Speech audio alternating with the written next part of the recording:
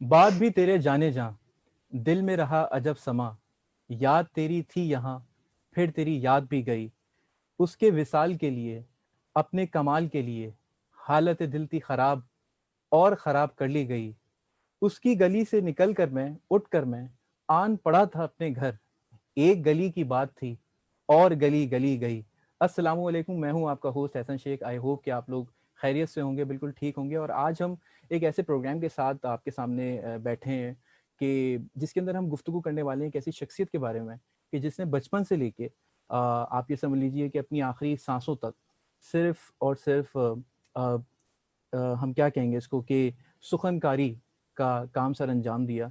और John iliacus साहब की अगर मैं बात करता हूँ तो अरबी हो, फ़ारसी हो, संस्कृत हो, उर्दू ज़बान हो, उन्होंने अपनी जो खिदमात सर अंजाम दी हैं और ये तमाम चीज़ें, और फ़लसफ़ा हो, वो तमाम चीज़ें आपको जॉन इलियस साहब की शख्सियत के अंदर ऐसे मिलती हैं जैसे उनके अंदर बस रची बसी हैं। और हम जब किसी भी आम आदमी की बात करते हैं, किसी भी आम उर्दू बोलने वाले की बात करते हैं या किसी भी इंसान की बात करते हैं, तो हमें ये पता लगता है कि वो मजमुआ है बहुत सारे आदमियों का। क्योंकि होता ये है कि आप कई जगह पे अपना वक्त देते हैं, कई जगह लोगों से बात करते हैं, कई जगह जो है वो आप अपना एक्सपीरियंस शेयर करते हैं। तो आपके अंदर सिर्फ आप मौजूद नहीं होते बल्कि बहुत सारे लोग आपके अंदर मौजूद होते हैं। और जॉन इलियस साहब के साथ तो ये कहूँगा मैं कि कई लोगों का वो मजमुआ है।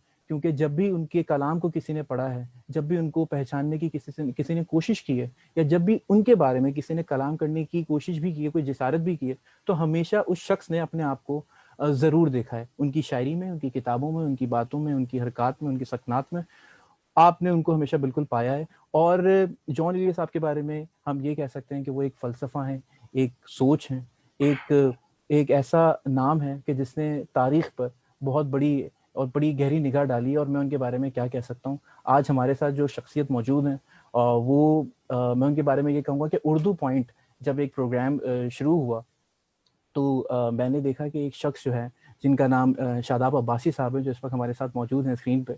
मैंने जब इनको देखा तो मैं इनकी गुफ्तगू के सहर के अंदर ऐसा गिरफ्तार हुआ। मैंने आप यकीन कीजिए कि मैंने ये सोचा कि कोई आदमी अपने लहजे से कैसे किसी पे काबिज हो सकता है या हुकूमत कैसे की जाती है दिलों पे, वो मैंने शादाब भाई से सीखा है। क्योंकि ये जब बात करते हैं, गुफ्तगू करते हैं, उसके अंदर जो आजिज़ी है इनमें और जो अल्फाज का चुनाव है, वो मैं समझता हूँ मैंने एटलीस्ट शादाब भाई को देख के बहुत कुछ सीखा। शादाब भाई को पता भी नहीं होगा, this is like the first time I am having this conversation with him. लेकिन ऐसा ही होता है कि फैन्स आपके ऐसे होते हैं या आपके फॉलोअर्स ऐसे होते हैं या आपको चाहने वाले ऐसे होते हैं जो आपको आपको पता भी नहीं होता और आपको फॉलो करते-करते आपको जो है वो बताते हैं फिर कि जी आपको देखा था और आप जो है वो हमारे साथ वक़्त निकालेंगे, ये हमें पता नहीं था। शादाब भाई, बहुत शुक्रिया आपका कि आज हमारे साथ आप मौजूद हैं। तो क्या ऐसा लग रहा है शादाब भाई, कैसे हैं, खैरियत से हैं? पहले तो ये बताएँ, ये क्वारंटीन गुज़र गया है, अल्हम्दुलिल्लाह। क्या हालात हैं वहाँ पे लाहौर में? यार चूंकि आपको पता है कि हम लोग मतलब तारीखी तौर पे, नस्ली तौर पे, मुआशरती तौर पे, मजहबी तौर पे, हर तरह से पूरे पाकिस्तान के जो लोग हैं, हम लोग हुँ, चैलेंजर साबित हुए हैं। और कभी तारीख की बात अगर हो या हाल की बात हो या इवन मुस्तकबिल में भी हमारी जो प्लानिंग है उसमें चैलेंज ही शामिल होता है।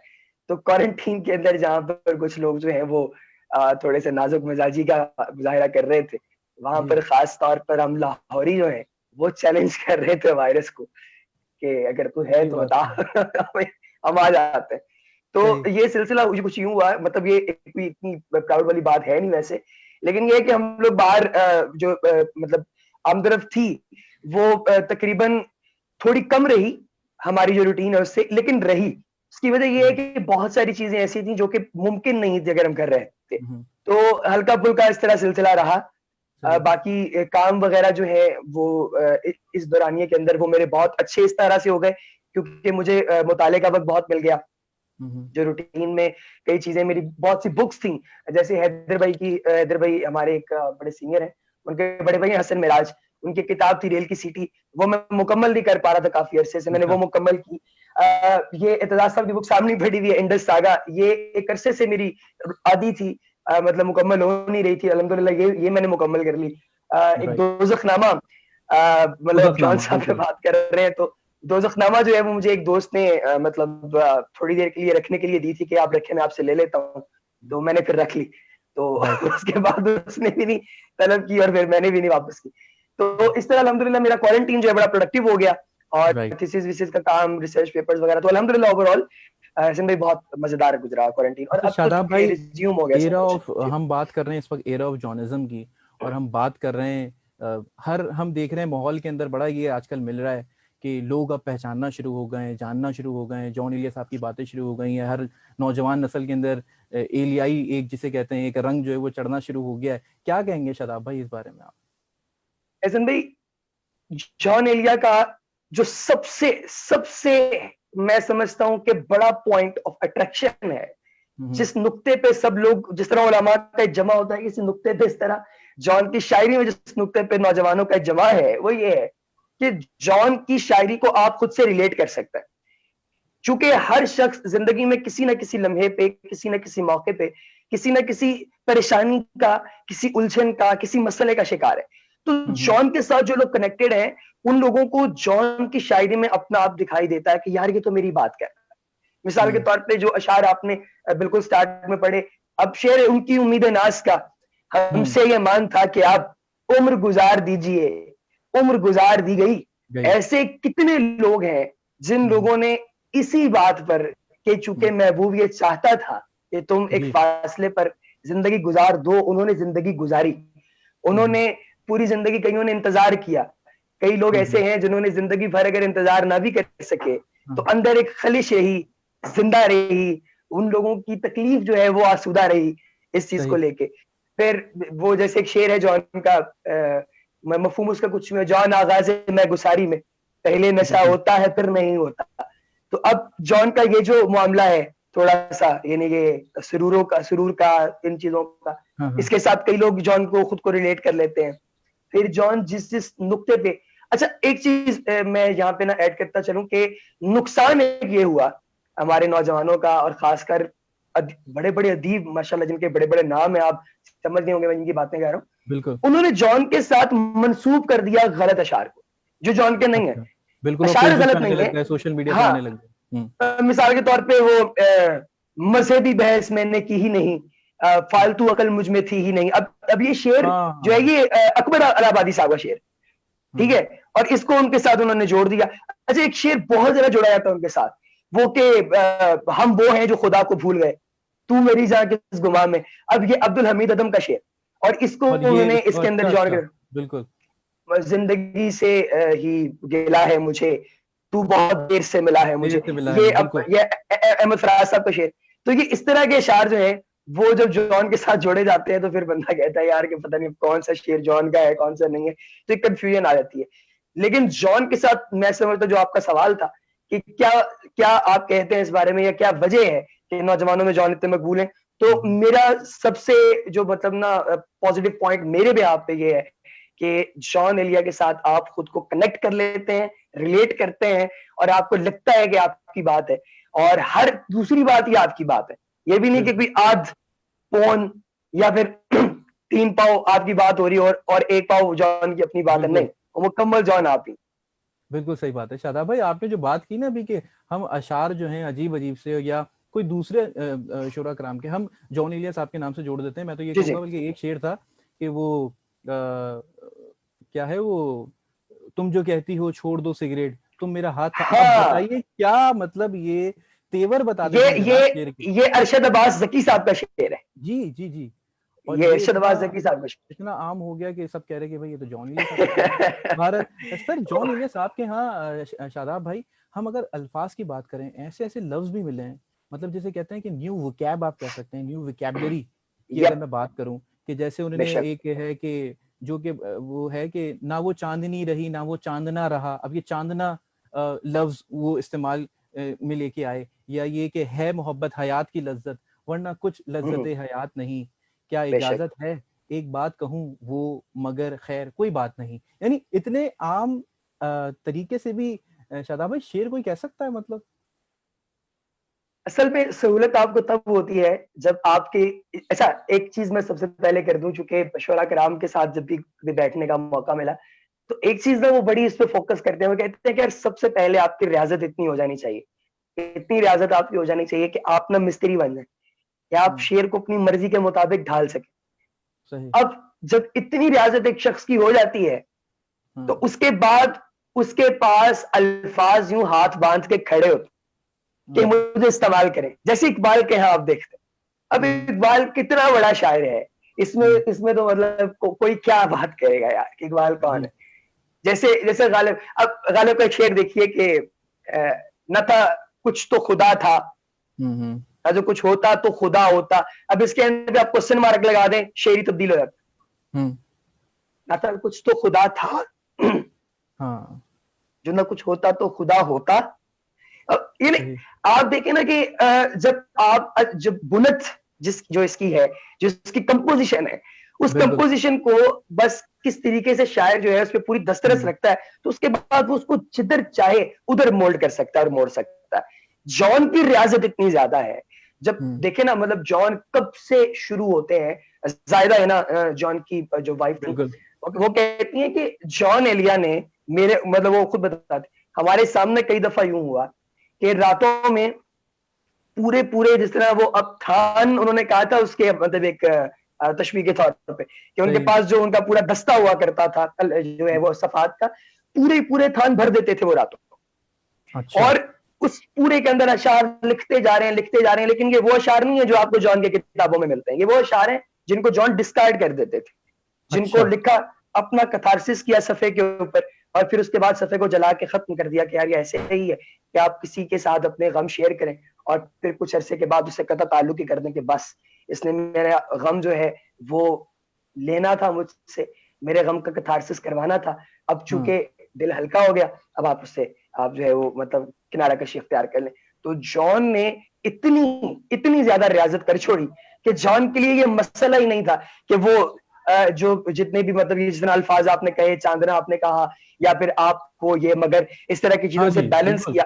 अच्छा, ये हम्म, बैलेंस ना तारीख में बहुत कम मिलता है। मिसाल के तौर पे बिल्कुल, एक पुराना शेर मैं आपको सुनाता हूँ, मतलब हमारे आबा अजदादों ने शेर था कि यूं बुलाते हैं मुझे कूचा जाना वाले, हाँ, इधर आ ओ अबे ओ चाक गिरेबा वाले। अब जी, देखें, जी, जी, ओ अबे ओ बैलेंस करने के लिए कैसा, ये चीज तब के बाद अब मिलती है जॉन के बिल्कुल, पास। बहुत कम लोग हैं जो कि इस तरह से अशार को बैलेंस कर सकते हैं कि जिसके अंदर थोड़ा नॉन फॉर्मल, नॉन कन्वेंशनल भी लगे, और हम्म, शेर की बुनियाद भी खराब ना हो, यूं ना लगे हम्म, कि इजाफी है, यूं लगे कि यार बैलेंस हो रहा है, अंदर ही था ये। तो राइट। ये सिनेरियो है। जॉन की तो रियासत बहुत ज्यादा है, इसलिए जॉन के लिए शादाब कोई भाई, मुश्किल अगर नहीं। हम बात करती हैं तो चलें, कलाम की बात हो गई। ये जो एक लहजा है, जो शेर पढ़ने का अंदाज है, मतलब उनके यहाँ एक जब भी आप उनके मुशायरे देखें, आप ज्यादा समझते हैं कि एक झुंझुलाहट सी, एक जिसे कहते हैं कि, मतलब I think he had this art of attracting people, कि लोगों को अट्रैक्ट कैसे करना है, मजमे में बैठ के कौन सा जुमला कहना है, या मैंने कौन सी ऐसी बात कहनी है कि जिससे सारी तवज्जो जो है ना वो फौरन आपकी आपकी जात के अंदर समा जाती है, और आप 2 मिनट अगर आप ऐसे भी हो रहे हैं, थोड़े से मदहोश से हुए, और अचानक से आप जॉन इलियस साहब की तरफ मुतवज्जो हो कि यार ये क्या बात कर दी इन्होंने, या ये किसको मुखातिब कर दिया इन्होंने। तो ये सारी चीजें, एक बेपरवाह उनका एक जिसे कहने रवैया, बिहेवियर या एटीट्यूड, वो भी देखा गया। तो और उन्होंने खुद भी कहा कि शायद इसीलिए, मतलब ये है ना कि एक उन्होंने कहीं कहा था कि एक ही फन तो हमने सीखा है, जिससे मिलिए उसे खफा कीजिए।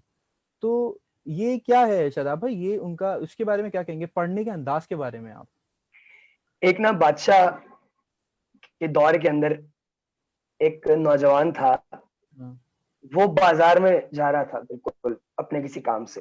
तो एक जी, बैल जो है वो किसी एक, मतलब चरवाहे की उधर चरागाह से निकला है, हम्म, और उस बैल ने ना पूरे उस बाजार के अंदर एक तूफान बदतमीजी बर्पा कर दिया। मतलब कभी किसी को मार रहा है, कभी किसी को मार रहा है, कभी किसी को लताड़ रहा है। तो अब ना वो लड़का जो है उसने देखा कि ये बैल छूटा हुआ है, हम्म, तो वो 2 कदम यूं उसने आगे बढ़ के एक जस्ट लगाई, और ना उसको यूं मुंह से पकड़ के उसकी जो नथ थी, तो उसको यूं खींचा, और वो ना फौरी तौर पे बैल नीचे जमीन पे आ गिरा। उस बैल को बड़े बड़े सिपाही, बड़े बड़े जो है, मतलब उसके पीछे लगे हुए पहलवान थे, वो भी नहीं थाम जी, सकते थे। उस अच्छा, लड़के ने गिरा दिया। बादशाह के पास खबर पहुंची, बादशाह ने कहा ये कौन सा लौंडा है जो कि इतना काम कर गया, इसको लेके आओ मेरे पास। जब लाया सही, गया, बादशाह ने देखा, बादशाह ने कहा ये बड़ी मतलब कबूल सूरत सी जसामत का जो है ये हामिल है, तो ये इसने कैसे कर लिया। तो वजीर हम्म, ने कहा बादशाह सलामत, इसकी एक वजह है, वो आपको बताऊंगा, लेकिन अभी आप इसे जाने दें। बादशाह ने कहा नहीं, इसे फौज का सिपा सलार बनाओ। अब अच्छा, काफी ज्यादा बहस मुबाइसे के बाद जब उसे सिपा सलार बनाने की बात हो रही थी, तो वजीर ने कहा कि सबसे पहले आप ये करें कि हमारे शहर से बाहर ना एक छोटा सा दरबार है, इसकी ड्यूटी लगाएं कि रोजाना रात को इसने और कुछ नहीं करना है, इसने सिर्फ उठना है, एक दिया लेना है और उस दरबार पे जाके दिया जलाना है, फिर वापस आना है, सो जाना है। इसको हम पैसे भी देंगे, घोड़ा भी देंगे। सही है। क्या ठीक है। 1 महीने तक उस लड़के से ये काम करवाया और 1 महीने बाद दोबारा जानबूझ के ऑन पर्पज एक बैल छोड़ा गया और उसे कहा कि पकड़ो इसको। इसने दोबारा उसको जब हाथ डाला ना, तो बैल इसको बिल्कुल यूं जमीन पे लपेटता वही ले गया। अच्छा। अब वजीर जो है वो खड़ा हुआ मुस्कुरा रहा है और बादशाह कह रहा है कि ये तुमने क्या हरकत की है। तो वजीर ने कहा बादशाह सलामत, पहले ना जब इसके अंदर इतना जोश, इतना वलवला और इतनी अट्रैक्शन थी, इसके अंदर किसी किस्म की कोई फिक्र नहीं थी। ये बेफिक्र था, घर में इसको खाने को मिल रहा था, मामला इसके चल रहे थे, हर चीज से बेपरवाह था, बेनियाज था। तो जब बंदा बेनियाज होता है तो वो बिल्कुल बिल्कुल इम्प्रिंटिंग पावर रखता है कि वो कहीं जहां जाता है उधर इम्प्रिंट कर देता है। जॉन एलिया ने अपनी सारी जिंदगी में फिक्र तो कभी की नहीं। जॉन ने जो चीज सोची, जॉन ने जिस चीज के बारे में कभी भी कुछ भी ऐसा देखा या सोचा जिससे जॉन को तकलीफ होती थी, जॉन के पास सबसे बड़ा हथियार था उसका कलम, और जॉन के पास सबसे बड़ा जो मतलब गला काटने वाला यूं समझे कि एक सिमुलेटर था, वो उसका सफा था। तो जॉन ने उस सफे के ऊपर फिर तहरीर करना शुरू कर दिया और जॉन ने कभी भी चीजों को अपने अंदर रखा ही नहीं, जो सोचा वो लिख दिया। अब देखें जिस तरह यहाँ पे, अच्छा देखें मतलब वो कहा गया, एक फलसफी ने कहा कि देखिए चीजें होती हैं, गलत या सही नहीं होती, चीजें होती हैं, गलत सही हम लोग खुद बनाते हैं क्योंकि एक का गलत दूसरे का सही है। अब जॉन के यहाँ जो चीजें आप देखते हैं ना, उन चीजों के अंदर आपको ये भी पता चलेगा कि हमारी सोसाइटी की नॉर्म्स के मुताबिक बहुत सारी चीजें ऐसी हैं जिनको लोग कहेंगे वल्गर है।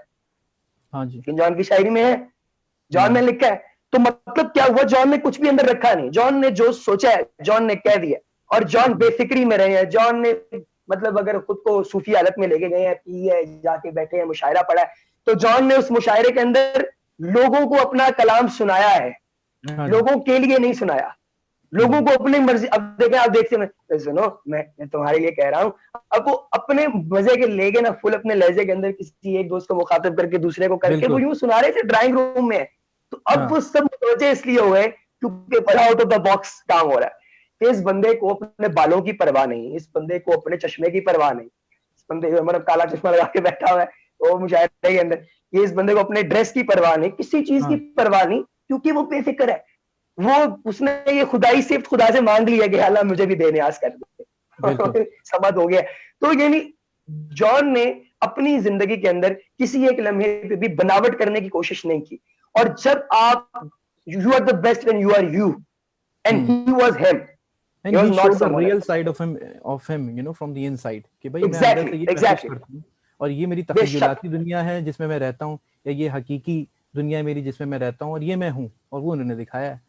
बेशक। अच्छा, बेशक। शादाब भाई मुझे एक बात बताएं कि क्या ये एक्सेप्टेंस जो थी जो उस दौर में थी जॉन एलिया साहब की, मतलब मैं आपसे पूछना चाह रहा हूँ कि ऐसा लगता है जैसे वक्त के साथ साथ वो इम्पोर्टेंस दिखने में आई, वो चीज एक्सेप्टेंस लोगों में आई कि भाई अब उनको बहुत पढ़ा जाने लगा। बल्कि मैंने दूसरे ममालिक में भी देखा कि जॉन एलिया साहब पे बाकायदा प्रोग्राम्स हो रहे हैं और बाकायदा कॉन्फ्रेंसेज हो रही हैं और उनके कलाम को बड़ा अब जो है पढ़ा जा रहा है और टटोला जा रहा है, खंगाला जा रहा है। तो क्या उस टाइम पे इतनी एक्सेप्टेंस नहीं थी शादाब भाई, या अब बढ़ गई है, या आपको क्या लगता है कि क्या हम बहुत देर में किसी इंसान को उसकी एक्नॉलेजमेंट देते हैं, वैल्यू देते हैं, या उसको समझते हैं? अच्छा, इसके बारे में ना जॉन की बगावत पर और जॉन के उस दौर के मिजाज के मुताबिक और कई चीजों के बारे में 2013 में बीबीसी में एक नॉवल छपा था। अच्छा। उस सॉरी नॉवल कह रहा हूँ, माजरत, आर्टिकल छपा था जॉन के लिए, बागी शायर के नाम से। अच्छा। उसके अंदर ना मतलब जॉन के लहजे की तनकीद जो उस दौर में लोग किया करते थे उसका तनकीदी जायजा है। अब मुझे एग्जैक्ट उसमें जितने लोग थे उनके नाम तो याद नहीं है, लेकिन उसमें जो सबसे बड़ी बात थी वो कुछ यूं ही थी, जैसे आपको याद होगा कि मंटो के दौर के अंदर इवन अहमद अदीम कासमी तक, जिनको हमारे अदब का एक बड़ा नाम, उन्होंने भी मंटो को कभी को खास पसंद नहीं किया, समझ ही नहीं पाए। हुसैन मंसूर बिन हल्लाज जो है, जिनके बारे में आप जानते हैं, हुसैन बिन मंसूर हल्लाज, अब मंसूर जो है उनके दौर के अंदर सब लोग उनके मुखालिफ हो गए जब वो अनल हक कर रहे थे, रांझा रांझा करते वो आप रांझा हो गए थे। उस दौर में जब खलीफा वक्त ने उनको पत्थर मारा तो उनको दिक्कत ना हुई।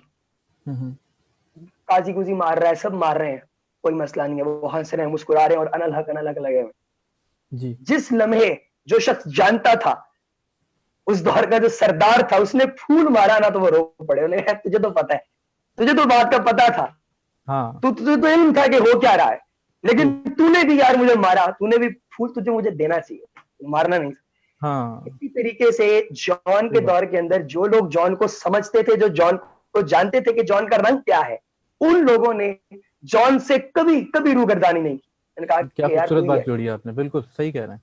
तुम ही हो जो अपने आप को बिल्कुल बाहर निकाल रहे हो, तुम ही हो जो कि अपनी चीज को एक्सप्रेस करने की हिम्मत रखते हो। हम लोग तो घबरा गए। देखिए मिसाल के तौर पर जैसे भी आप अभी प्रोग्राम कर रहे हैं, माशाल्लाह इतना बेहतरीन, आपने प्यारे प्यारे एपिसोड्स किए, इंटरनेशनल लोगों के साथ किए।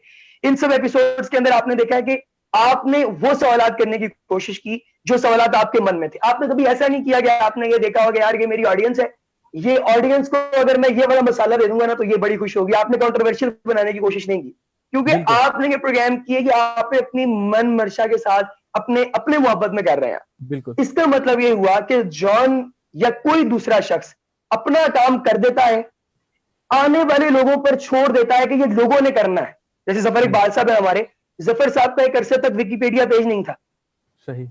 आफ्ताब इकबाल साहब, आफ्ताब इकबाल के साथ मतलब कभी उठना बैठना कभी हुआ तो मैंने उनसे कहा, मैं क्या आफ्ताब भाई आपका पेज ही नहीं है, कोई पेज नहीं है आपका, कोई विकिपीडिया पे आपके बारे में नॉलेज नहीं है, आपके बारे में कोई सर्च करने लगता है, आप पाकिस्तान के अंदर पॉलिटिकल सटायर वगैरह के अंदर आपने इतना काम किया, तारड़ साहब के बाद आपको वो लोग पायनियर समझते हैं। तो उन्होंने कहा यार के ना मैंने अपने वालिद मोहतरम से बात सीखी है कि काम करो, काम करना तुम्हारा फर्ज है, और बाद में जो कंपाइलेशन है और लोगों पर उस काम के असर हैं या बाद में आके मुझे डिस्कवर करना है कि लोगों की जिम्मेदारी है, उनको अगर चाहिए होगा तो वो कर लेंगे। जॉन आप देखिए ना, जॉन पे जो बूम आया है उस बूम को बड़ा अरसा रोका गया, नहीं उनकी चीजें छपने देते थे। आपने कितनी मरतबा फेसबुक से पहले जॉन को जो है वो रसालों वगैरह के अंदर पढ़ा है या फिर जॉन को आपने मैगजीन्स के अंदर पढ़ा। जॉन के बारे में तो कुछ नहीं, बिल्कुल।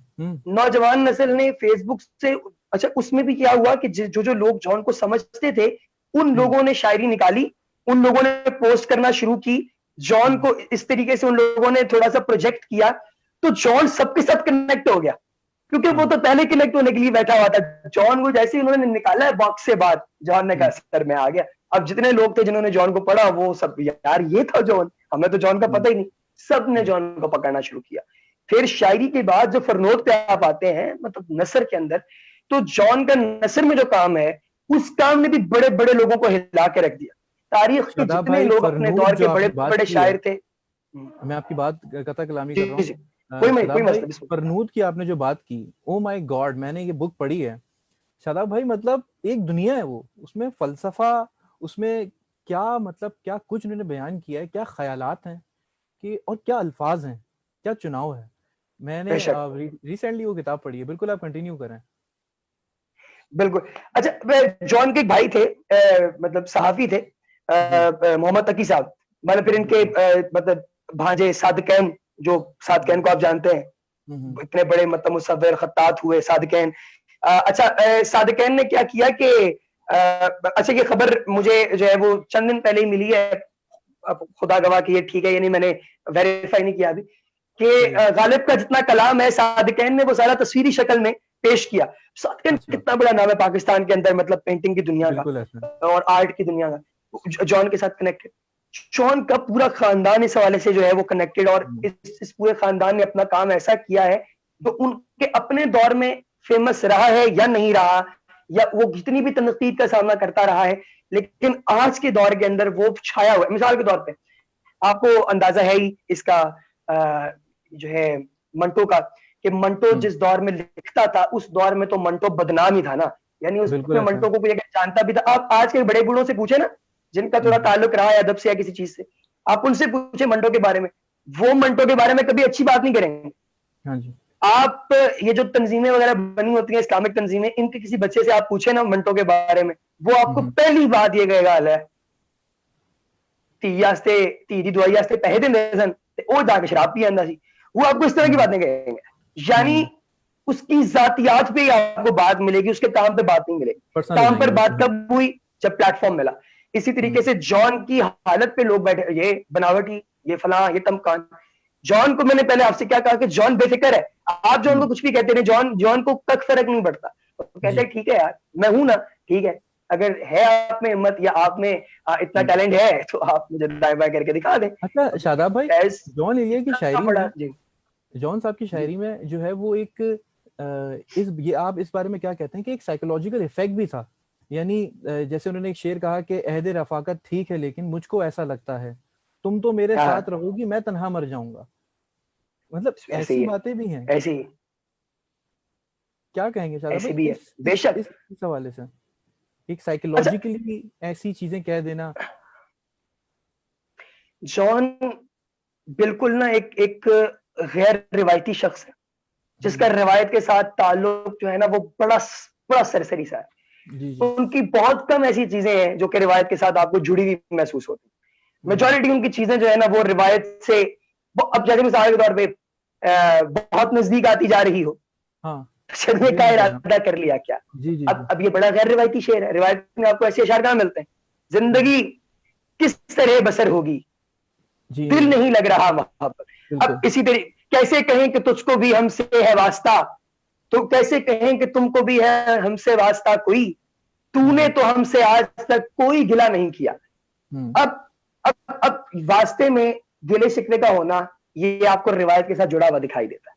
यानी आप हम्म 10 शेर पढ़ेंगे ना, तो आपको 10 अशार के अंदर से 6 अशार ऐसे दिखाई देंगे कि आप बिल्कुल। कहेंगे यार ये तो उर्दू अदब का एवोल्यूशन हो गया। लेकिन हम्म 4 अशार जॉन जोड़ के रखेगा रिवायत के साथ और आपको बताएगा कि हम्म देखें, इससे इस पाँव इसी पे होने चाहिए हम्म और आसमान को छूने की कोशिश करनी चाहिए, लेकिन जमीन से पाँव उठाने नहीं है, पाँव आपने उधर ही रिवायत पे रखने हैं। जुड़े रहेंगे तो बेहतरीन हम्म चलेगा। तो हर तरह से गैर रिवायती होना जो है उसका मतलब हरगिज ये नहीं होता कि आप अपने ग्राउंड्स मिस करेंगे। जॉन ने ग्राउंड्स कभी मिस नहीं किए, लेकिन जॉन ने बेफिक्री की वो एक ऐसी मतलब तारीख रकम की है कि लोग जॉन की इसी चीज को अडॉप्ट करते हैं। आप आज देखें ना। अच्छा, एक और मजे की बात, आपने इस चीज को भी नोट किया होगा कि जॉन से पहले जो लोग गुजरे, जी उनमें शायरों में ऐसा हुलिया आपको शायद ही किसी का नजर आता हो। हाँ बिल्कुल ऐसा है। बड़ा नेचुरल बड़े जो है वो है सोफिस्टिकेटेड सामने है। शायर बनावटी नहीं है कोई चीज मतलब। हाँ लोग, बिल्कुल। जनाब ऐसे शेरवानियां अचकन पहन के बैठे हुए होते थे, मतलब गालिब की तस्वीर से मीर की तस्वीर तक। फिर उसके बाद जितने शुरा कराम आए इस दौरानिये के अंदर, फिर उसके बाद जो आज तक आ रहे हैं आप उनमें देखें। अच्छा, लेकिन जॉन की इस चीज ने कई लोगों को इंस्पायर किया। कई लोग अब उस स्पेसिफिक यॉन्डा को अडॉप्ट करने की कोशिश करते हैं और बिल्कुल। वैसे वैसे दिखाई भी देते हैं कुछ तो। और अच्छा शादाब अगर भाई, उनका मन ऐसा है ना तो उनको ऐसा करना चाहिए। बिल्कुल शादाब भाई, मैं आपको एक बात बताऊं। अभी आपसे आपने जो बात की उससे मुझे एक बात याद आई कि ना सिर्फ शायरी बल्कि उन्होंने सिखाया भी है जो मुआशरे के अंदर जो नेगेटिविटीज देखी। यानी एक जगह वो बोलते हैं कि जो शख्स बोलना नहीं जानता उसे बोलना सिखाओ, पर इस तवक्को के साथ कि जब वो पहली बार रवानी से बोलेगा तो तुम्हें गाली देगा। और जिसे लिखना नहीं आता उसे लिखना सिखाओ, पर इस ख्वाहिश के साथ कि जब वो लिखना सीख जाएगा तो तुम्हारे कत्ल होने पर सबसे पहले दस्तखत वो करेगा। और इस समाज यार में क्या अगर क्या तुम ये सुनो कि कातिल मकतूल का दोस्त नहीं था तो इस पर ताज्जुब करो। यानी एक सीख भी है। ऐसा नहीं है कि सिर्फ नेगेटिविटी है। लोग कहते हैं भाई पेसिमिज्म या पेसिमिस्टिक अप्रोच पाई जाती है, तो ऐसा नहीं है। मतलब अगर आप फरनूद किताब पढ़ें, क्योंकि आपने वो उसका हवाला दिया था, तो उससे मुझे याद आया। शादाब भाई एक बात बताएं कि उर्दू से हम लोग क्यों इतना दूर होते जा रहे हैं, या आपको लगता है पहली बात तो ये कि हम दूर हो रहे हैं, और अगर ऐसा है तो क्यों है? क्या ये एक यानी अब ये हो गया ना कि अगर वो अंग्रेजी बोल रहा है तो वो बहुत बेहतरीन बंदा है जी, ही इज टू गुड, मतलब वो तो एजुकेटेड भी है, लेकिन अपनी जबान से पता नहीं क्या एक वो है, एक चिड़ सी हो गई है, ये क्या है? क्या कहेंगे इस बारे में? आप इस चीज को कैसे देखते हैं? हमारे एक दोस्त है, वो ना बड़े ही रंगीन मिजाज से शख्स है। अच्छा। तो उन्होंने मुझे एक दफा कहा कि हम बैठे हुए थे, तो मतलब वो अमेरिका में काफी अच्छा काम करते रहे और नेशनैलिटी भी उनके पास है अमेरिका। सही है। पाकिस्तान में बहुत कम लोग हैं जो उनको जानते हैं। उसकी वजह बुनियादी तौर पे यही है कि उनका मतलब हम्म वास्ता किसी भी तौर पे किसी ऐसी चीज के साथ नहीं है जो कि मेन स्ट्रीम में हो, हम्म शायरी वायरी इसमें किसी भी चीज में। वो बैठे हुए थे मेरे पास, तो मुझे कहते हैं कि यार पितरस बुखारी का ना मुझे एक मैसेज कल आया, मैंने पढ़ा है, मुझे बड़ा मजा आया। अब वो ना एक बड़ा ना यानी शुस्ता सा मजाक था जो कि पितरस बुखारी का था। अब पितरस सही। बुखारी जो है ना, अब वो पता नहीं आपके प्रोग्राम के डेकोरम के मुताबिक है या नहीं, लिहाजा वो मैं आपको बाद में सुनाऊंगा क्या था। तो सही। उस क्या कहते हैं वाकये का उन्होंने मुझे रेफरेंस देते हुए उन्होंने कहा कि यार देखो ये जो जुबान है ना उर्दू, हम्म। अगर तुम्हें तुम्हें क्या लगता है कि दुनिया में तुम्हें सबसे अच्छी जुबान कौन सी लगती है? अब मुझे जाती तौर पे ना जो जुबान सबसे ज्यादा अट्रैक्ट करती है, जो ये आपके बस में नहीं है, आपको कोई चीज अट्रैक्ट करती है तो बिल्कुल करती बिल्कुल है, सही है। तो वो स्पेनिश। मुझे स्पेनिश बहुत अच्छी लगती है यार, ये बड़ी प्यारी जुबान है। मतलब हाँ जी। वो कोई बोलता भी है ना, लगता है कि ये प्यार की बात हो रही है, क्योंकि पूरी दुनिया के मसाइल में जो सबका मुश्तरका मसला है वो मोहब्बत है। आप हम्म। यहाँ से नॉर्वे चले जाएं, आप जो है वो मतलब किसी और आसूदा मुल्क में चले जाएं जिसकी इकोनॉमी बेहतर है, वहां पे गुर्बत इतना बड़ा मसला नहीं है, हो जाती है काबू, टैकल हो जाती है। लेकिन मोहब्बत का मसला, इंसानियत का इज्तिमाई मसला, तो हम्म। वो जुबान आपको ऐसे रहे। तो उसने मुझे आगे से ना मुस्कुरा के कहा, उसने कहा ये आपने कहाँ कहाँ सुनी है स्पेनिश? मैंने कहा मैं तो चूंकि मेरा एक्सपोजर कभी हुआ नहीं बाहर का, तो मैंने सही। इसको वीडियोस में सुना है, गानों में सुना है, इस तरह के टॉक शो वगैरह भी मैं सुनता रहा हूँ ताकि सीख सकूं। उसने मुझे सही। कहा कि क्या तुम्हें पता है कि दुनिया के अंदर नफासत जो है ना, नफासत, प्यार मोहब्बत के अंदर वो वो किरदार इसका है जो कि आप यूं समझे कि फरिश्तों में जबरील गए। तो अच्छा। कहते हैं कि ये इतनी ज्यादा काउंट होती है नफासत। अगर आप किसी के पास डिनर पे बैठे हुए हैं या आप किसी जगह पे टॉक दे रहे हैं तो नफासत बहुत काउंट होती है। बिल्कुल इंग्लैंड सही। के लोग दुनिया पर बादशाह, और उसके बाद अभी तक पूरी दुनिया के लोगों का एटिकेट्स के अंदर उनको फॉलो करना इसी वजह से है कि उनके हम्म। यहाँ नफासत अखीर है। तो वो कहने हम्म। लगा कि यार आपको क्या इस बात का अंदाजा है कि उर्दू जबान जितनी नफीस जबान दुनिया में कोई और नहीं है, हाँ। क्योंकि हमने मुख्तलिफ जबानों का अमेजा बनाया ही इस तरीके बिल्कुल। से, जिन्होंने बनाया उन्होंने सोच के इस तरह बनाया कि यार अगर लैंग्वेज बहुत बनाना है डिफरेंट है तो इसमें। फिर कोई ऐसी चीज बनाओ। क्योंकि खत्ते के अंदर क्रिएटिव लोग तो हमेशा से अभी भी हैं। हम्म। आपने बारिश के मौसम में अपने शहर कराची में ऐसे क्रिएटिव लोगों की क्रिएटिविटियां देख ली होंगी, हाँ आप जी कहेंगे यार बिल्कुल। ये गोरे कैसे काबिज हो गए इन पे। अब इस तरीके से इन लोगों ने जो जबान तखलीक की है, क्योंकि कि वो जुबान है जो तखलीक की गई हमारे सामने, हमें पता है, हमारे सामने तो मुराद हमें इसकी तारीख का पता। तो अब इस जबान को आप दुनिया की खूबसूरत तरीन जुबानों में शुमार कर सकते हैं। इसको खराब किसने किया? खराब हम्म। इसको उन लोगों ने किया जिन लोगों ने उर्दू जबान अपने घरों के अंदर राइज करने की कोशिश इस अंदाज से नहीं की कि हमारे बच्चे को अपनी जबान से मोहब्बत हो, बल्कि इस अंदाज से या इस सोच के साथ की कि हमारा बच्चा जब उर्दू बोलेगा तो शायद ये हम्म। पढ़ा लिखा महसूस होगा। तो जब वक्त ने थोड़ा सा इवॉल्व वक्त हुआ, वक्त ने इर्तकाई अमल जो है इसके अंदर खुद को चलाया, तो आपको अंदाजा हुआ कि यार नहीं, उर्दू भी जो है ना वो पढ़े लिखे होने का मयार नहीं रहा, अब अंग्रेजी है। अब हम्म। घर के अंदर टूटी फूटी पंजाबी वालिदैन यहाँ पे होंगे, मेरा पुत्र एग खा लो, मेरा पुत्र हम्म। मैंगो काट के दिया, अब ये इस तरह हम्म। की बातें यहाँ पे होंगी। अब बिल्कुल। What is this? आप जब इस तरीके से करेंगे अपने बच्चों के साथ तो बच्चा क्या होगा, वो काठा अंग्रेज बन जाएगा। ना वो हम्म। बेचारा पंजाबी है, ना वो हाँ। उर्दू स्पीकिंग है, सब कुछ ना ही वो बोल रहा है। अंग्रेज है, वो कुछ नहीं है, वो खज्जल ही हो रहा है यहाँ पे। तो हम्म। अब इस तरीके की जब सिचुएशन आती है तो आप क्या करते हैं कि आप देखते हैं कि इसके मुहर्रिकात क्या थे। तो मुहर्रिकात में सबसे टॉप पे जो मैं मुझे नजर आता है वो ये है कि स्कूल्स का जो गैर मसावी तालीम वाला जो सिलसिला है, उस सिलसिले के अंदर सबसे पहले स्कूल्स ने उन बच्चों को सबसे ज्यादा प्रायोरिटी देना शुरू कर दी जो बच्चे इंग्लिश बोल सकते थे। जिन बच्चों को आपको आनी चाहिए, इंटरनेशनल लैंग्वेज है, आपने कम्युनिकेट करना है दुनिया के साथ, आपको आनी चाहिए, बट बिल्कुल अब सही। मुझे अगर फॉर एग्जांपल अगर जो है वो अंग्रेजी आती है या मैं अंग्रेजी हम्म। बोल लेता हूँ या मैं पश्तो बोल लेता हूँ, तो अभी आपके प्रोग्राम का ये डेकोरम नहीं है कि मैं यहाँ पे पश्तो में आपसे बात करूँ। हम्म। इसी तरीके से आपके प्रोग्राम का ये डेकोरम नहीं है कि आप किसी बंदे के साथ इंग्लिश में बात करें, हम्म। आपने अपने डेकोरम के मुताबिक चलना। इसी तरीके से आपके घर का, आपके स्कूल का, आपके मुआशरे का डेकोरम डेकोरम उर्दू है बिल्कुल। जो पूरे हम्म। मुल्क की यकजा है। मतलब मैं पंजाबी जाके तो नहीं बोल सकता पेशावर में, लेकिन हम्म। उर्दू में उधर बोल सकता हूँ। अच्छा शादाब भाई कराची मुझे आगे बताइए। आप में से पंजाबी नहीं बोलेंगे। जी जी। बिल्कुल शादाब भाई मुझे ये बताइएगा कि ये बहुत इंपॉर्टेंट सवाल है शादाब भाई। क्या ये एक हकीकत है कि अब सोशल मीडिया की वजह से, सोशल मीडिया के प्लेटफॉर्म्स की वजह से, बात कर लेते हैं फेसबुक की, ट्विटर की या इंस्टाग्राम की, या हम बात करते हैं टिकटॉक की भी इवन, कि जब से मैंने एटलीस्ट ये चीज़ मैंने महसूस की, मैं आपसे शेयर कर रहा हूँ कि ये जो म्यूज़िक वगैरह के साथ वीडियोस और टिकटॉक पे जो ये इफ़ेक्ट्स वाली चीज़ें शुरू हुई और ये तमाम सारे मामला शुरू हुए, मुझे ऐसा लगा कि नौजवान नस्ल थोड़ी सी अट्रैक्ट हुई फिर शायरी की तरफ। मैंने खुद क्योंकि देखा व्हाट्सएप पे कुछ लोगों के स्टेटस लग रहे हैं, और मैं बड़ी एक नॉर्मल बात कर रहा हूँ इस वक्त कि वो व्हाट्सएप पे अशार लगा रहे हैं, और जहाँ फेसबुक पे अशार लगा रहे हैं, फेसबुक के ऊपर बहुत सारे पेजेस ऐसे बन गए शायरी के, वो बनना शुरू हो गए। तो मैंने एटलीस्ट ये फील किया अपने अतराफ के लोगों में कि वो थोड़े से इंक्लाइंड होना शुरू हुए शायरी की तरफ, या उनको थोड़ा सा एक जोश सा चढ़ गया, या कुछ नए नाम जो हमारे सामने आए, नौजवान नस्ल जो हमारे सामने आई, या कुछ ऐसे नाम आए जो कि नए शुरा कराम जिनको आप कह सकते हैं। जैसे आप तहजीब हाफिज साहब की बात कर लें, उनके बड़े फॉलोवर्स आए, अली जरियून साहब के भी बहुत सारे, मतलब एक फैन फॉलोइंग बनती चली गई, और उन्होंने भी बहुत अच्छा काम किया और वो लोग फॉलो कर रहे हैं, बहुत अच्छे अशार वो पेश कर रहे हैं। तो क्या कहते हैं आप इस बारे में, क्या सोशल मीडिया ने एक अहम किरदार अदा किया है इन चीजों को लेके कि चलें लोग अट्रैक्ट तो हुए उन म्यूजिक के साथ ही सही, उस कुछ वीडियोस के साथ ही सही, लेकिन हो गए अट्रैक्ट थोड़ा बहुत, ऐसा है क्या या मैं गलत हूँ?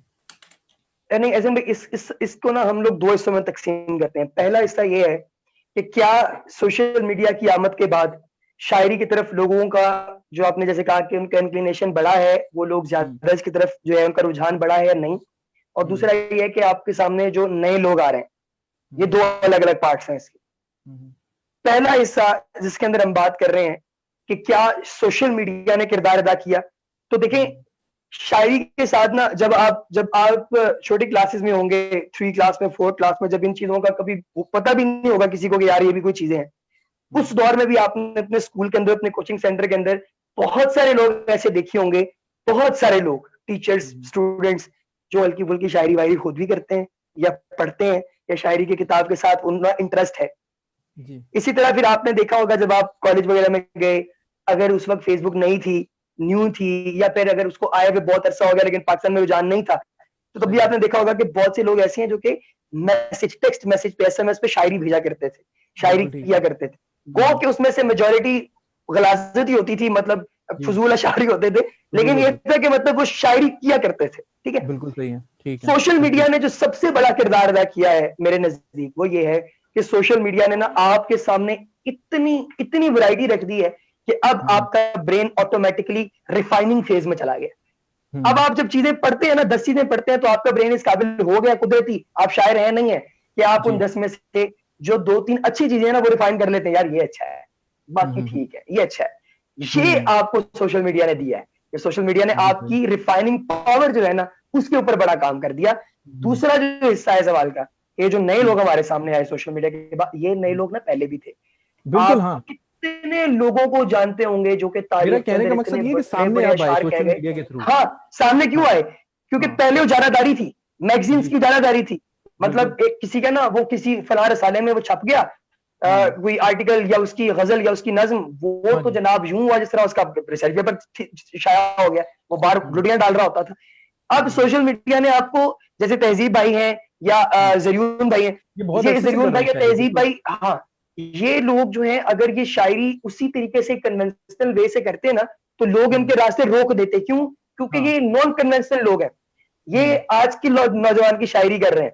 उमैर भाई, उमैर नजमी, यार सुभान अल्लाह, ये ऐसे लोग हैं जिन लोगों ने, अगर फॉर एग्जांपल ये वो मैगजीन वाले लोगों के हथे चढ़ जाते हैं ना, तो इनके लिए बहुत दिक्कत हो जाती है। ये खुद भी मानते हैं इस बात को, ऐसा कोई है नहीं सिलसिला, ठीक है, क्योंकि उसमें आपको पता है कि उसमें बड़ा कल्चर था, किसी के ताल्लुकात पे चीजें छप रही हैं, किसी की बहुत ही फजूल चीजें छप रही हैं। अब मिसाल के तौर पे, मैं मतलब हमारे बहुत सीनियर है, मैं कोई डिसरिस्पेक्ट मेरी जो है वो मतलब मेरा नहीं है इस हवाले से कोई इंटेंशन, लेकिन हमारे कुछ ऐसे लोग हैं, कुछ ऐसे शुरा कराम पाकिस्तान लेवल पे फेमस, जो कि टीवी पे आते रहे हैं, उनकी शायरी ओ लेवल्स के, ए लेवल्स के सिलेबस में ऐड कर दी इन्होंने।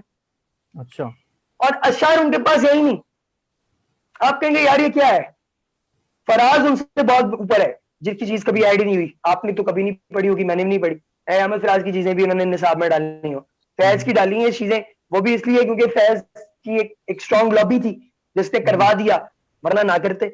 अब देखें ना आज के दौर, फॉर एग्जाम्पल अभी आपके कराची शहर के अंदर ऐसे ऐसे खूबसूरत नाम है, मतलब अभी अनवर शऊर साहब, पिछले दिनों इंटरव्यू मैंने उनका किया अनवर साहब का, तो अनवर साहब के पास ऐसे ऐसे अशआर में, खुदा की कसम इनको होना चाहिए निसाब का हिस्सा। कैसा कैसा शेर है। नज्म के अंदर आप आ जाए, अफजाल सैयद साहब, सुभान अल्लाह, यानी ऐसी नज्म कहते हैं कि आप, वो कहते हैं ना जिसे मतलब सुन के नज्म आपके रोंगटे खड़े हो जाते हैं, यार क्या कहने, यार शख्स क्या कह रहा है, इस तरह की चीजें। तो इन चीजों को जो है क्यों नहीं, मतलब वो पॉइंट ऑफ अट्रैक्शन मिला, या इस तरह के जो लोग पहले थे, यानी ये तो वो लोग जो डोमिनेंट हो गए ना, इस तरह के जो लोग 60s में थे, 70s में थे, जिन लोगों की लॉबी नहीं बन सकी, जो लोग नाकाम रहे, उनका कलाम किधर है? उनका कलाम तो कंपाइल ही नहीं हो सका सर। मीर मीर जो है, मीर आप कई लोगों के नजदीक मीर गालिब से बड़ा शायर है, वो मानते हैं, लेकिन उन लोगों के पास जस्टिफाई करने के लिए मीर की ज्यादा शायरी नहीं, क्यों मीर की शायरी छप ना सकी, मीर की शायरी कंपाइल ना हो सकी बहुत ज्यादा। मीर की जो चीजें कंपाइल हुई हैं वो के बहुत है, लेकिन इनसफिशिएंट, हमें और मीर चाहिए सर, हमें मजा आ रहा है मीर को पढ़ के, तो वो मीर नहीं। लेकिन गालिब की चीजें क्यों कंपाइल हुई? जो जो गालिब चाहता था वो डिस्कार्ड हुआ, जो नहीं चाहता था वो सब लिखा गया। क्यों? वो गालिब की गेम जो है ना, वो लॉबी की बड़ी स्ट्रांग थी। गालिब को पता था कि मैंने लोगों के साथ गेम कैसे कर, मतलब जिस दौर में ज़ौक़ दरबारे बहादुर शाह जफर में बैठा हुआ, तो उस दौर में जाके उसको डोमिनेट करना, बिल्कुल सही। तो उसके बावजूद लोगों का ये देखना कि यार इसको नजरअंदाज नहीं किया जा सकता। गालिब का ये जो एक प्रेशर है, ये तो था, लेकिन गालिब का प्रेशर ग्रुप भी था साथ। ऐसे लोग भी थे जिनको पता था कि गालिब को हमने ऊपर लाना है, तो गालिब बहुत गुड है। अब इसी तरीके से जॉन के दौर के अंदर देखिए ना, जॉन जैसे आपने कहा कि जॉन ने खुद कहा कि मैंने सबको खफा ही करना है, तो जॉन के इस अंदाज को ना ऑडियंस ने पिक किया, ऑडियंस ने पकड़ा, ये ऑडियंस की वजह से बुलाया जाता है। आज के दौर में भी आप देख लें। जी जी शादाब भाई, जॉन साहब की एक बात और मुझे याद आई अभी कि उन्होंने ये भी कहा है अपने अशार में या अपनी बातों में, अपने कलाम में, कि जी मेरी जमीन पे भी लोगों ने, मेरे दोस्तों ने काफी अशार लिखे हैं, काफी गजलें लिखी हैं, और मेरे ख्याल है आपने वो सुना होगा कि वाद रहेगा कि हम नशी मेरा तर्ज बयां चुराते हैं। तो ये क्या कहेंगे इस बारे में आप? अच्छा देखें, किसी की जमीन पे चीज कहना मेरा ख्याल है कि गलत चीज तो नहीं है, और नहीं, ना मैं ही जॉन मतलब इलियस साहब इसके की बात कर रहा लिए। हूँ कि ऐसा था, इस पे आप क्या कहते हैं? ये और वो हाँ, उन्होंने बड़े अच्छी इस पे गजल कही है जी। सर हर दौर में मैं आपको एक मिसाल देता हूँ, आपको बड़ा मजा आएगा, लुत्फ आएगा सुन के। अब्बास साबिर साहब, बड़ा नाम। अब्बास साहब जो है ना, उन्होंने एक गजल कही, धूप में साया बने, नहीं सॉरी, वो अजहर भाई के गलत हो गया, I'm sorry, I'm really sorry। दश्त में प्यास बुझाते हुए मर जाते हैं, हम परिंदे कहीं जाते हुए मर जाते हैं। अब ये कितनी खूबसूरत गजल है, यकीनन आपने पढ़े। हम हैं सूखे हुए तालाब पे बैठे हुए हंस, जो ताल्लुक को निभाते हुए मर जाते हैं। इसी जमीन के अंदर एक शेर कहा हमारे एक बड़े करीबी दोस्त ने, जिनका नाम है मुश्ताक अहमद। मुश्ताक भाई ने देखिए इस जमीन में शेर का शेर देखिएगा, नक्शगर कैसे तेरा जिस्म बनाता होगा, हम तेरे पांव बनाते हुए मर जाते। अब कितनी खूबसूरत जमीन है। अब्बास साहब के एक अपना लहजा, एक अपना रंग, एक अपना सुरूर, एक अपनी रंगोली है उनकी, और उसके ऊपर मुश्ताक भाई ने उसी जमीन को पकड़ा और उसके ऊपर अशार कह दिए। तो किसी की जमीन पर अशार जो है ना, ये तो हमेशा से चलता आया है और चल रहा है और चलेगा। हाँ, जॉन की चीज अगर कोई लेके उसकी जमीन पे, जॉन की बहर पे कोई शख्स लिख रहा है, या उस जमीन पे, बहर तो खैर मतलब मुश्तरका ही है, किसी की जमीन पे अगर कोई शेर कह रहा है, तो इसका मतलब ये हुआ कि जॉन जो है वो उस बंदे से 2 स्टेप आगे, उस बंदे ने ये समझा कि यार जॉन इस काबिल है कि इसने इतनी प्यारी चीज निकाली है कि मुझे इसी रदीफ के ऊपर, इसी काफिये की बुनद पे मुझे कुछ कहना चाहिए, तो उसने कहा। तो ये चीजें इतनी इंटरेस्टिंग थी, मतलब उस दौर में भी और आज भी, कि इसकी बिना पे आप फाइनलाइज कर सकते हैं, आप तय कर सकते हैं यार कि मैंने किस बंदे को किधर रैंक करना है। कोई लोग कहते हैं ना कि 2 शोरा को आप कंपेयर नहीं कर सकते।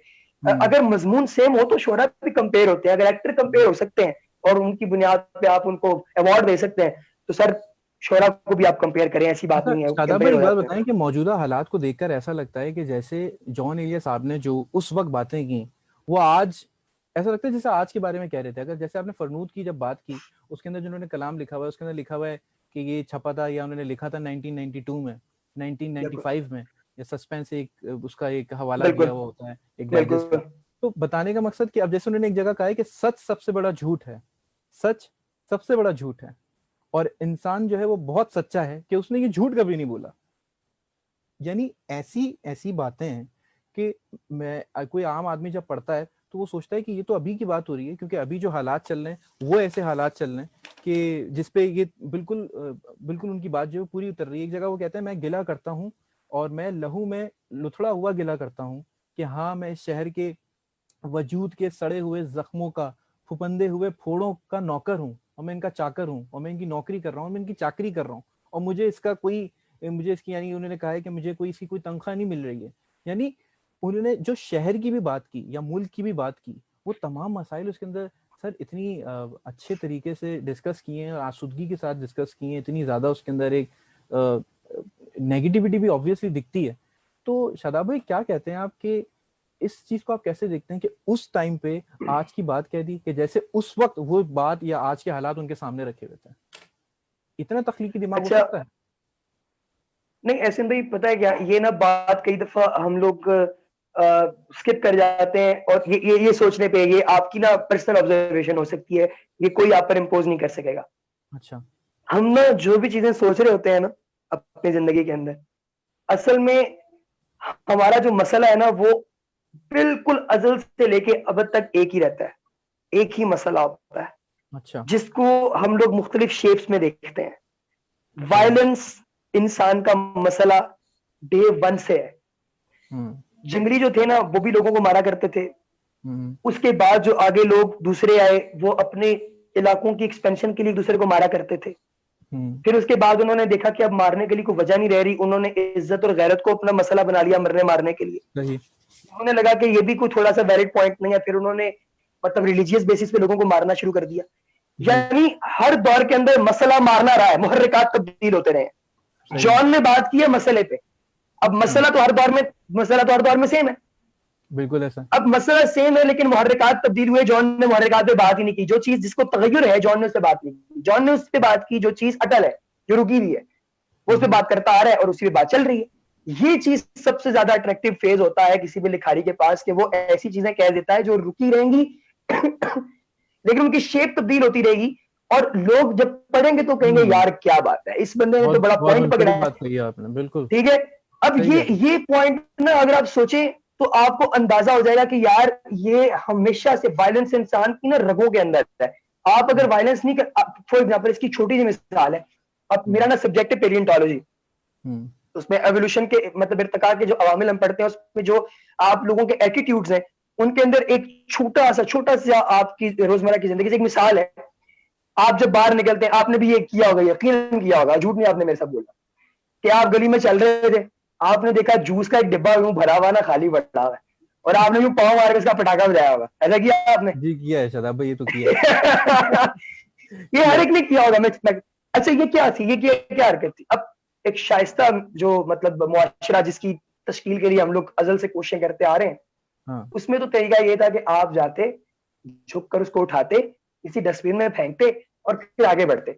यकीनन आपके वालिदैन ने, आपके साथी ने आपको यही सिखाया है स्कूल के अंदर, यही बताया होगा। ऐसा हो ही नहीं सकता कि आपको आपके चचा ने कहा हो नहीं यार तूने पटाखा बजाना है, ऐसा तो नहीं है, मुझे तो नहीं कहा, आपको भी नहीं कहा, किसी और को भी नहीं कहा, फिर क्यों बजाया हमने? ये हमारी सरिश्त में शामिल है, हमारी इंट्यूशन है, इसलिए हमारा कंट्रोल नहीं है। अगर आपको ना कोई बच्चा बड़ा क्यूट लगेगा ना तो आपका दिल करेगा मैं उसको काटूं, मैं ना ऐसे मतलब उसके गाल जो है ना उन पे मतलब कहते हैं ना दांत लगाऊं, या फिर मैं उसको ऐसे जोर से दबाऊं, उसको हक करूं बच्चे को, उसे किस करूं बड़े प्यार से। आपको जब प्यार आता है ना तो प्यार भी वायलेंस में चला जाता है आपका। हाँ ये बिल्कुल। इंसान की सरिश्त है, ये वो कंट्रोल नहीं कर सकता, और जो लोग कंट्रोल करते हैं बड़ी रियाजत के बाद कंट्रोल करते हैं। बिल्कुल इसी तरीके से जितने लिखारी हैं इनका सबसे बड़ा मसला ये है कि उस दौर के अंदर अगर कोई मसला भी नहीं है ना तो इनके लाइनियत के मसाइल है, अपने अंदर से ये इनके अपने मसाइल है कि यार हम इस सियारे पे क्या कर रहे हैं, हम पैदा क्यों हुए, क्या हमारे पैदा होने की कोई वजह है, एहसन भाई के शो क्यों कर रहे हैं, इंडस यूनिवर्सिटी का कयाम क्यों हुआ, पढ़ के क्या कर लेंगे, मुल्क का सदर बनने के बाद अब मेरा अगला टारगेट क्या है, फोन इजाद हो गया अब क्या करें। यानी ये जो है ना अब नेक्स्ट ये नेक्स्ट वाला ऐसा सवाल है जो कि एक अमीर तरीन कामयाब तरीन बंदे का दिमाग खराब कर देता है।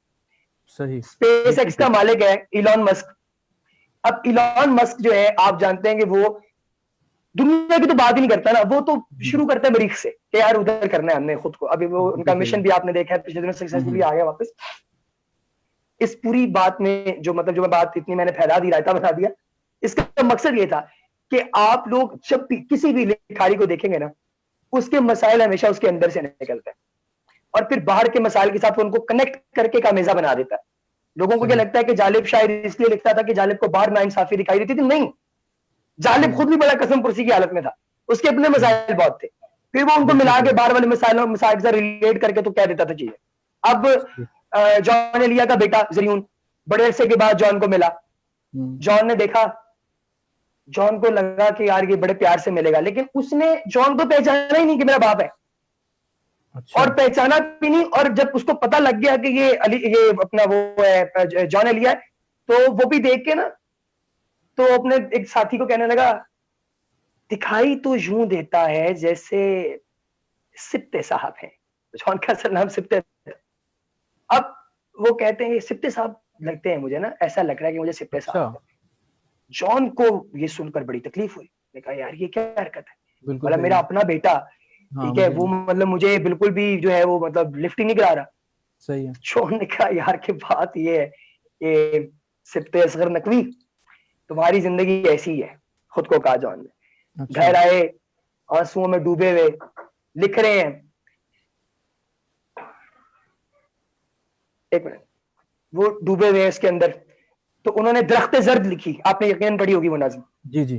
तो इस पूरे दौरानिए के अंदर जॉन एलिया ने ये देखा कि मेरे जो अंदर के गम है, अब वो हम्म, बाहर के गमों के साथ रिलेट होने लगे हैं। देखे ना, मैंने पहले क्या हमने बात की कि वो बेफिक्र इंसान, सही है। लेकिन जो खून है ना, वो हम्म, आपका जो बिल्कुल क्लोज खून है, यूं तो फिर हम्म, पूरी इंसानियत ही एक जैसी है, सब एक दूसरे बिल्कुल कनेक्टेड है, सही है। लेकिन जो बिल्कुल खालिसतन आपकी डायरेक्ट जनरेशन है ना, उस हम्म, जनरेशन का दुख आप महसूस करते हैं। जॉन ने वो दुख महसूस किया, जॉन ने वो नज्म आखिर तक नहीं सुनाई, हम्म, जिस रात सुनाई अपने बेटे को वो नज्म, बिल्कुल।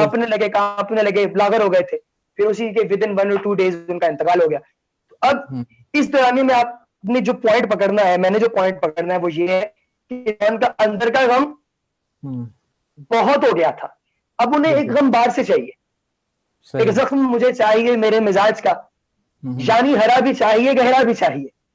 तो सही। अब उन्होंने बाहर से एक गम उठाया है, और उसके साथ अपने अंदर के गम को रिलेट किया, और फिर उन्होंने दाग उसको दिया इस पे उसको लिखना नज्म शुरू के अंदर। किया। वो सरा नज्म भाई एक बात है वो। बताएं, आपसे एक पर्सनल एक सवाल अब दिमाग में आ गया है। सर सर सरा भाई आप कैसे इंक्लाइंड हुए इस शायरी की तरफ और इस दुनिया की तरफ, और आपको कब ये लगा कि मैं इस तरफ आ जाऊं, और फिर आप माशाल्लाह इतना अच्छा जो है वो इसकी तरफ मुतवज्जो भी हैं, कर रहे हैं इसको। सर आपकी बहुत मोहब्बत। असल में चूंकि सब्जेक्ट तो हमेशा से रहा बायोलॉजी, वही और मैंने पूछा। उसमें मतलब मुझे मजा भी बहुत आता था पढ़ने पढ़ाने का, और मुझे सबसे ज्यादा जो चीज इंचांट करती है ना, वो एवोल्यूशन, वो इर्तिका अच्छा। है। और मेरा थीसिस भी इर्तिका पे ही है, एवोल्यूशन पे ही है। बिल्कुल। अब यहाँ पे ना जो चीज हमेशा शायरी के अंदर जो मिलती है आपको, बाकी किसी और चीज में नहीं मिलती, हम्म, वो ये है कि वो शख्स जो शायर है, वो वो ना क्या अच्छी बात कही थी ऑस्कर वाइल्ड ने। उन्होंने कहा कि मैं जब भी साइंस के अंदर किसी नई चीज को जो है ना, मतलब हम्म, तलाश करने की कोशिश कर रहा होता हूँ, या देखता हूँ कि कोई ना कोई बंदा साइंस के ऊपर कोई ना कोई काम कर रहा है, जी। तो एक लिखारी या एक सोचने वाला पहले ही वहां मौजूद होता है। हम्म, यानी आप देखें ना, ये जो आप सीरीज देखते हैं, स्टार ट्रेक वगैरह सारा कुछ, जी ये जी। तो आज के दौर में इंसान ने चांद और बाकी चीजों के ऊपर मतलब सैटेलाइट्स या बाकी चीजों के जरिए मतलब अप्रोच करने की कोशिश की।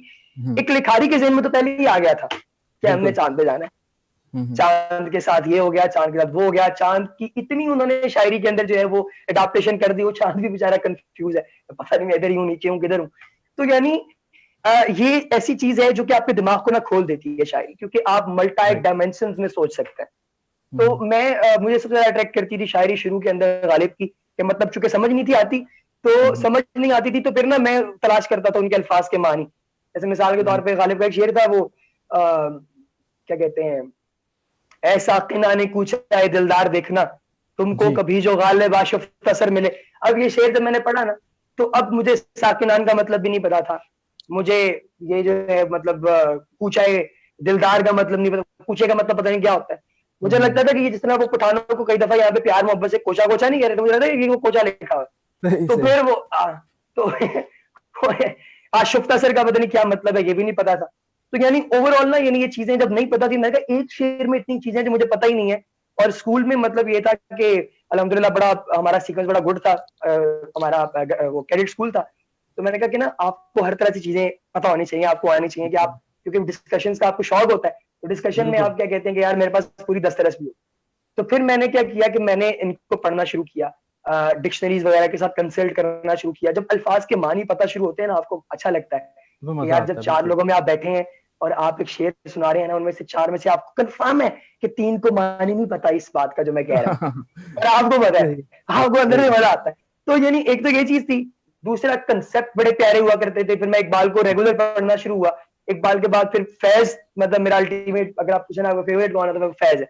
मतलब अच्छा। फैज की नाज़म, फैज की गजल, वो हमेशा ही मेरे लिए एक नया ही दरवाजा खोल के जाती है जब भी पढ़ता हूँ। तो यानी उसने मुझे बहुत अट्रैक्ट किया।